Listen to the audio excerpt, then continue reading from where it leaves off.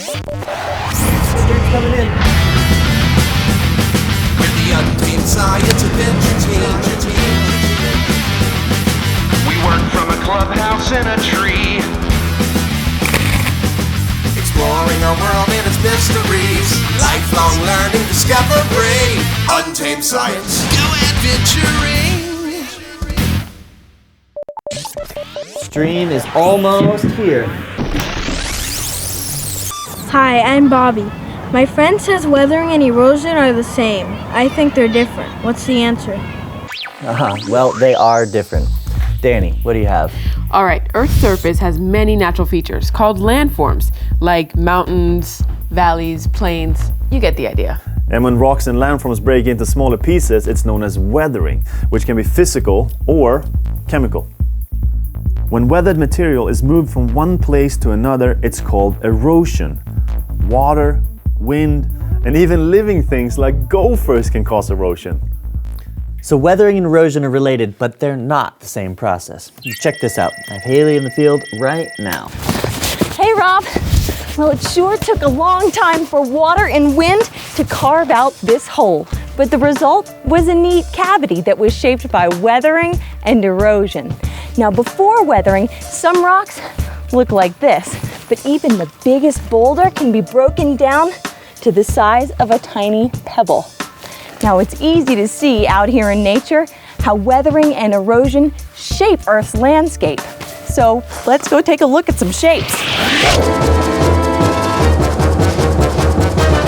Hey, there's Jonas. Now, did you ever think about what happens when humans come into play? People are changing the landscape every day by farming, paving roads, building houses, and even mining that can influence the rate at which weathering and erosion occur.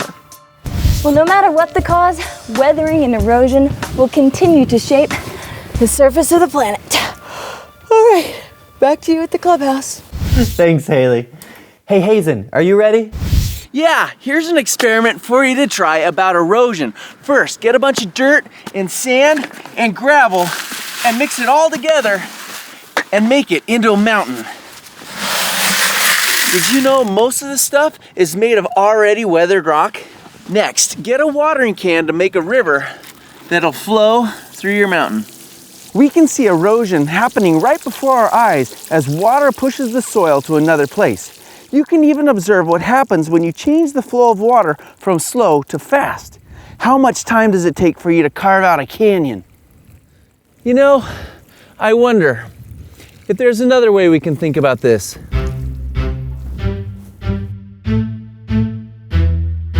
Whether you live where it snows, salting cement so you don't slip. Whether you live where it's hot, the salt from the ocean will shape rocks. Weathering happens, whether you cause it or not. Gravity, wind, water, ice move rocks and soil over time. Plants, humans, and animals participate in this movement too. It's called erosion. Weathering wears away, erosion moves from place to place. Weathering wears away, erosion moves from place to place. Weathering wears away, erosion moves from place to place. Weathering wears away, erosion moves from place to place. Yeah. All right, so now we understand that weathering and erosion are both different processes that change Earth's surface. Weathering breaks apart rocks into smaller pieces, while erosion carries those smaller pieces of rocks to another place. Have you ever wondered what it looked like a million years ago? Or what it might look like a million years from now? All the better reason to never stop exploring your world. Look at those sea stacks. Whoa.